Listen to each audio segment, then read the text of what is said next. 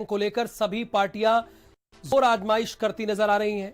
अब समाजवादी पार्टी ने यह फैसला किया है कि वो भगवान परशुराम की प्रतिमा लगाकर ब्राह्मणों का सम्मान बढ़ाएगी।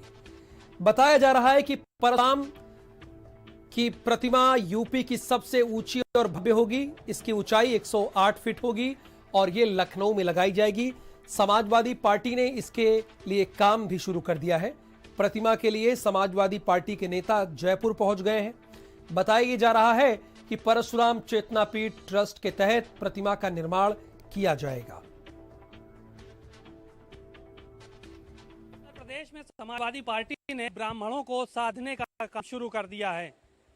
दरअसल समाजवादी पार्टी ने निर्णय लिया है कि ब्राह्मण शिरोमणि परशुराम की सबसे ऊंची प्रतिमा लखनऊ के अंदर लगाई जाएगी। इस वक्त हम समाजवादी पार्टी कार्यालय पर मौजूद हैं और तमाम नेताओं का अखिलेश यादव से मिलने का सिलसिला जारी है।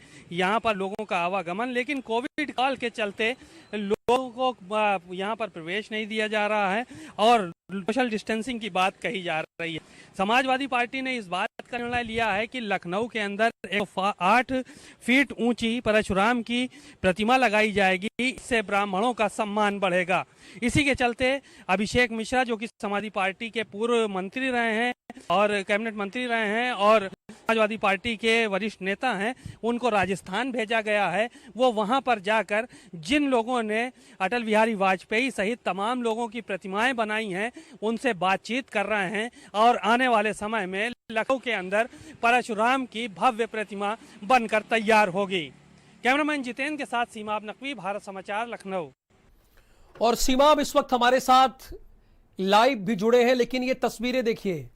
समाजवादी पार्टी के हिसार में मंत्री रहे अभिषेक मिश्र और अपनी टीम के साथ वो जयपुर पहुंचे हैं। भगवान परशुराम की 108 फीट ऊंची मूर्ति लखनऊ में लगाई जाएगी। यानी उत्तर प्रदेश की सियासत जो है अब वो घूम फिर के मूर्ति पर आकर टिक गई है। यानी कौन किसको कितना लुभा लेता है, कौन अपने पाले में कर लेता है, और क्या अब उत्तर प्रदेश की जनता इतनी नासमझ है कि मूर्ति लगाने से वो मान जाएगी, खुश हो जाएगी। समझना ये भी होगा क्योंकि ब्राह्मण की सियासत अब जोर पकड़ रही है। ब्राह्मण वोट बैंक पर सियासी जोर आजमाइश चल रही है। हर पार्टी यूपी में ब्राह्मण की सियासत जोर पकड़ी हुई है और इसीलिए भगवान परशुराम की मूर्ति लगाने का फैसला किया गया है। बताया जा रहा है कि ये उत्तर प्रदेश की अब तक की सबसे ऊंची प्रतिमा होगी, यानी सबसे ऊंची मूर्ति होगी, 108 फीट की होगी और इस पर काम भी शुरू हो गया है। समाजवादी पार्टी की तरफ से समाजवादी पार्टी के नेता जयपुर पहुंच चुके हैं, राजस्थान के जयपुर पहुंच चुके हैं और यह काम शुरू हो गया है कि वो कहां पर इस प्रतिमा को लगाएंगे। स्वाभाविक है अब उत्तर प्रदेश की राजनीति जो है वो ब्राह्मण वोट बैंक और मूर्ति पर आकर टिक गई है। लोगों को यह एहसास है, वो ये भाप गए हैं कि ये समुदाय, ये संप्रदाय नाराज है, इसकी अनदेखी हो रही है। इसी वजह से क्या ये सब कुछ हो रहा है, समझना होगा। समाजवादी पार्टी भी मैदान में आ गई। भगवान परशुराम की प्रतिमा लगवाएगी। ब्राह्मणों सम्मान बढ़ाने का वादा समाजवादी पार्टी का। सीमा, अब उत्तर प्रदेश की राजनीति के केंद्र बिंदु में इस वक्त ब्राह्मण है और भगवान परशुराम की मूर्ति लगाने का फैसला क्यों किया गया है, यह जरा आप बताइए, और क्यों अचानक से ब्राह्मणों की इतनी पूछ होनी शुरू हो गई है। देखिए राहुल, आपको हम बताएं कि जब से विकास दुबे का मामला हुआ है और उत्तर प्रदेश में कई इनकाउंटर हुए, उसके बाद सभी राजनीतिक दल जो है वो ब्राह्मणों के अत्याचार की आवाज़ उठा रहे थे कि उत्तर प्रदेश सरकार ब्राह्मणों के ऊपर अत्याचार कर रही है।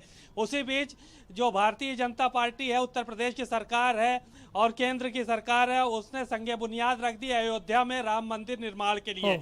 अब ऐसे में जाहिर है कि कहीं ना कहीं जो दूसरे दल हैं उनको जो ब्राह्मण वोट है या जो दूसरे वोट हैं वो कहीं ना कहीं। आप सीमा बने रहिए, हमारे साथ दीपक सिंह जी भी जुड़ गए हैं, कांग्रेस के एमएलसी हैं। दीपक सिंह जी, आपका भारत समाचार पर स्वागत है।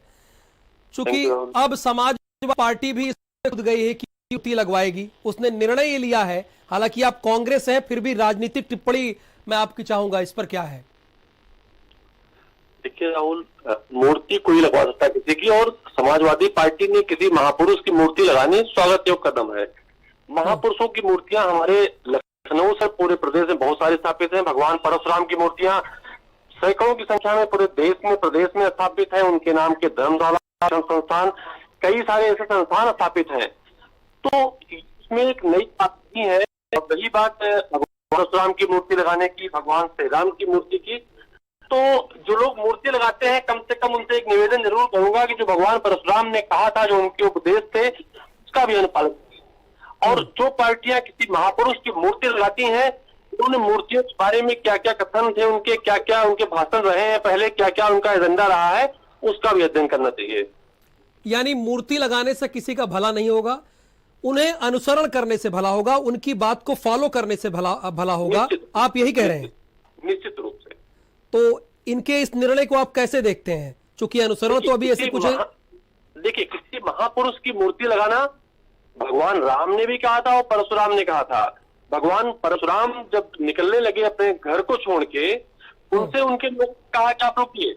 उन्होंने कहा मेरी पूजा होना शुरू हो जाएगी और मैं संदेश लेकर जा रहा हूँ, शिक्षा देने के उद्देश्य से लेकर जा रहा हूँ, समाज को सुधारने के उद्देश्य से जा रहा हूँ, समाज में भाईचारा प्रेम अमन बना रहे इसके सुधार के लिए शिक्षा दूंगा।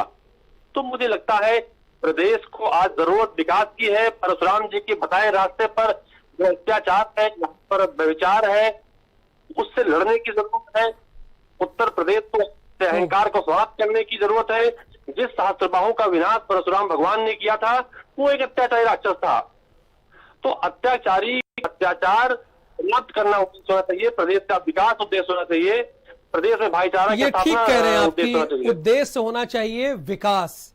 आप प्रदेश का कैसे विकास करेंगे, प्रदेश को आगे कैसे ले जाएंगे, ये जोर देना चाहिए। बहुत शुक्रिया दीपक, इस वक्त पूरी जानकारी देने के लिए। आप कांग्रेस के एमएलसी थे और हमारे साथ चंद्रमोहन जी भी जुड़े हैं, ये भारतीय जनता पार्टी के प्रवक्ता हैं। चंद्रमोहन जी, अब ब्राह्मणों को साधने की कोशिश कर रही है, ये खुलेआम कहा जा रहा है।